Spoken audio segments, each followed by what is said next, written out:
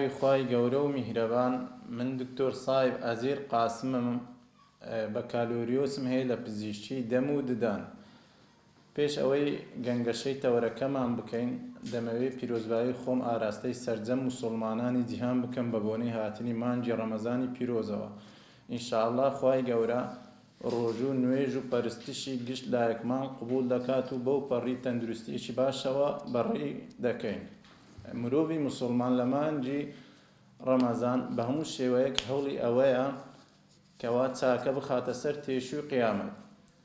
یەک لەو چاکانە پاکڕاگرتنی دەم و ددانە. بۆ نمونە پێش ئەوەی پێغەمبەری ئیسلام کۆچی دوایە بکات گوتی ئەگەر ئەرگ نەبایە لەسەر میلەتەکەی خۆم سیواک بەکارهێنانم فەرز دەکرد. ئامانج لە بەکارهێنانی سیواک چییە؟ پاکڕاگرتنی دەم و ددانە. ئەگەر سەرنج بدەین شوشتنی ماڵ ددان شوشتن بە هەمان شێوە ئامانجەکەی پاکڕاگرتنە کەواتە بە هەمان شێوە خێری سیواکمان پێدەگات. ئەوە بە بۆ چوونی من. ئەگەر هەمان خێریشی نەبێت خێرەکەی هەماهەنگە. ئێستا ئەگەڵ دەبی کەتکەن ممتاز دەکرێتەوە. بەس تۆزێک هێشتا ئەگە ناکورسیە خۆم نەوی دەکەم. نوی دەکەی ئەگەر نوی پێ باش. چکەوا پچەکە ناوڵەگە لە نزمی دکتۆر. ئەگەر دەست بلندەکەی کەوچی تازە ئەگەر دەست کوڕ ڕادەگری. ئەوجا من ئەوەی لۆنێنمە پێش. ئەوە بینیە پێش ئەوەش دەکرێت.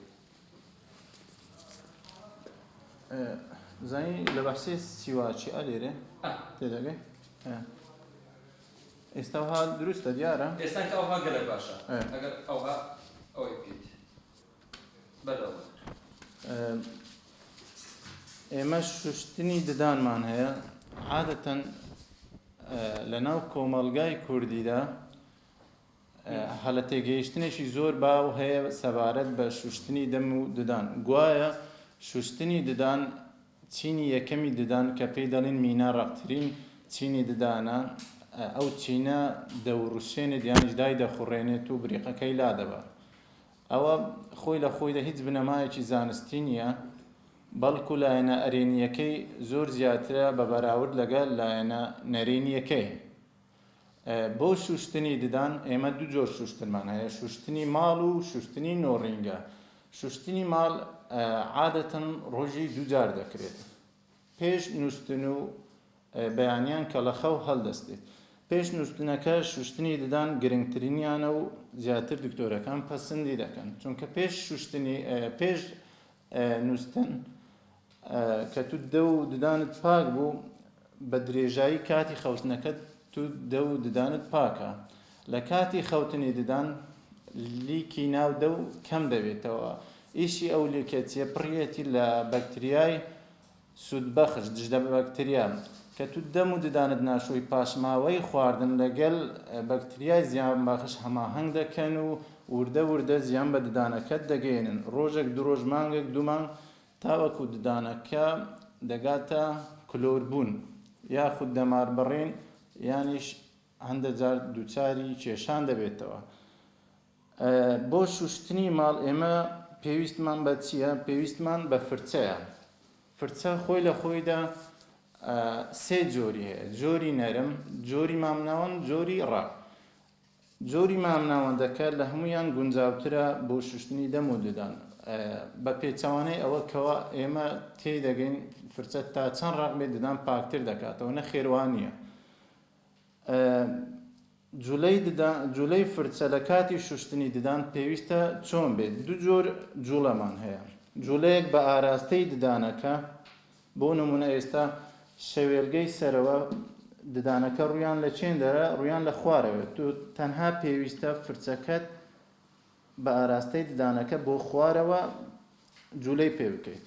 و شەوێلگەی خوارەوە ددانەکە ئاراستەی ڕوو بەسەرەوەیە کەواتە ئێمەش پێویستە فرچەکەمان بۆ سەرەوە جوولە پێ بکەین، نەک چەپ و ڕاست پێ بکەین و هەورازون و شێوی پێ بکەین. بۆ نمونە ئەگەر چەپ و ڕاستمان پێ کرد ئێمە کەڵێنی ددانەکان ئاوا بە فەرامۆشی جێدێڵین و پاشماوەی خواردنەکە تێدا کۆ دەبێتەوە.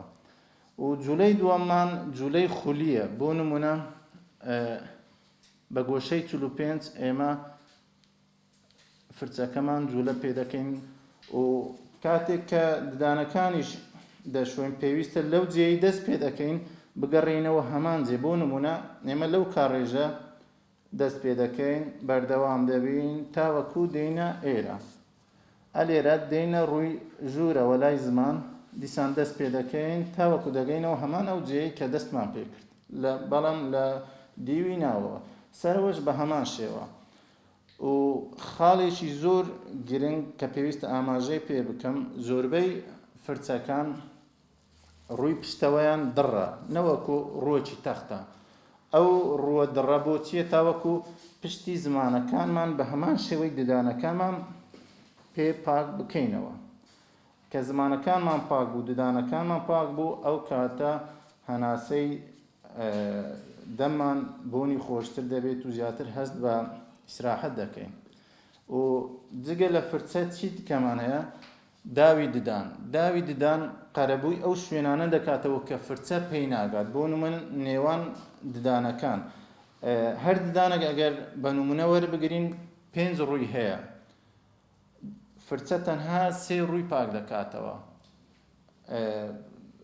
بەڵام داوی ددان کەلێنی نێوان ددانەکان پاک دەکاتەوە کەوا ناهێڵێت خواردن تێدا کۆ بێتەوە و زیان بە ددانەکانمان بگات و هەشمانە چیلکەی ددان من بە خۆم چیلکەی ددان زۆر پەسند ناکەم چونکە چیلکەی ددان عادەتەن ئەو پودووە سێگۆشەیەی لە نێوان ددانەکاندا هەیە ئەو پودووە نزم دەکاتەوە کە پودوو نزم بووە ددان تووشی لەغبوون یان تووشی هەستیاری دەبێت و خواردنی تێدا کۆ دەبێتەوە جۆری دووەمی شوشتن وەکو گوتمان شوشتنی نۆڕینگەیە شوشتنی نۆڕینگە ئێمە تەنها لێرە ئامێرێک بەکاردێنین کە پێی دەڵێن سکیلەر ئەوەیانە سکیلەر ئەو ئامێرە تەنها بە پاڵەپەستۆی ئاو هەوا ئیش دەکات کۆمپرێسەر پاڵەپۆستۆی دەخاتە سەر و ئاو هەوایەکە پێکەوە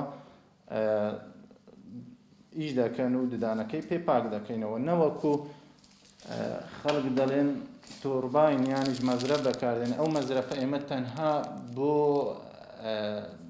ئەو ددان پاکردنەوە لە کاتی حەشوکردن یعنی ددان پێ چەرق دەکەین پێش ئەوەی ئەمە حەشودانێن چ دەڵێن کرم و تەسەوس ئەو شتانەی پێلا دەبین نەک بۆ شوشتنی ددانە ئەوان ئەو دکتۆر بە ئەگەر پێیان کتێبی لە کۆتاییدا نزیکی 8 دقیقە قسەت کرد بۆ 8 دقیقە زۆر قسەت ئەگەر وا بڕوا دەبێ سەعاتێکی دیکە دکتۆر کۆتایی پەیامەکەت و کۆتایی پەیامەکەت چ بڵێ ئەیانی داواکارن لە خودای گەورە نوێژ و ڕۆژەکار خۆ بکات و تەندروستیەکی باشانە کە بزانم چ قسەیە کردمان لە کۆتایی بیتە و ئەو قسەیە لە کۆتاییەکەی داواکارم لە خوای گەورە تەندروستی هەموو لایەکمان بەباش بپارێزێت و خوای گەورە ڕۆژوو پەرستشی گشت لایەکمان گیرا بکات و گەلێک بەخێر بێن سەرچاوە